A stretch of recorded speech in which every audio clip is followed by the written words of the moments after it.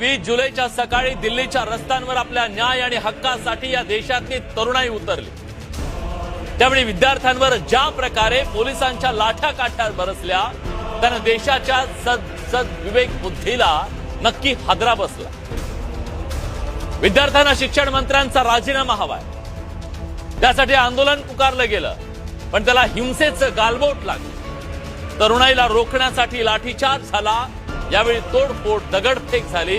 पण प्रश्न आहे, हे खरोखरच टाळता आलं नसतं का? आज आपल्या न्याय हक्कांसाठी आक्रोश करणाऱ्या विद्यार्थ्यांना कुणी नौटंकी म्हणतंय, कुणी थेट त्यांना दहशतवादी ठरवतंय। खरंच हे योग्य आहे का?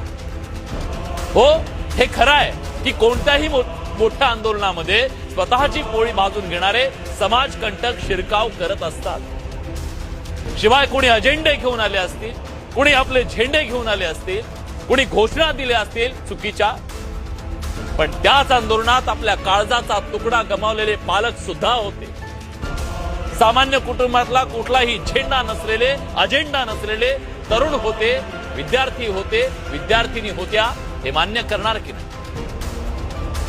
क्षणभर आपण हा युक्तिवाद मान्य करू की यात कॉर्पोरेट पार्टीचा काहीतरी राजकीय अजेंडा असेल, विरोधक या सगळ्या मुद्द्याचं राजकारण करत असते। ठीक आहे, त्यांचं नका ऐकू,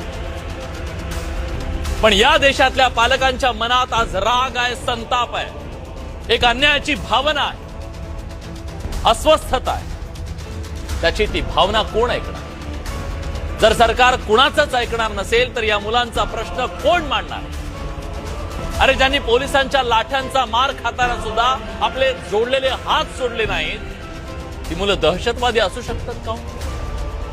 आपल्या मुलाच्या सुरक्षित भविष्यासाठी रस्त्यावर उतरलेली आई दहशतवादी असते का? हो, रात्रंदिवस कष्ट करून आपल्या लेकराला शिकवणाऱ्या आई बापांनी शेवटी न्याय मागायचा तरी कुणाकडे, हा त्यांचा सवाल आहे ना।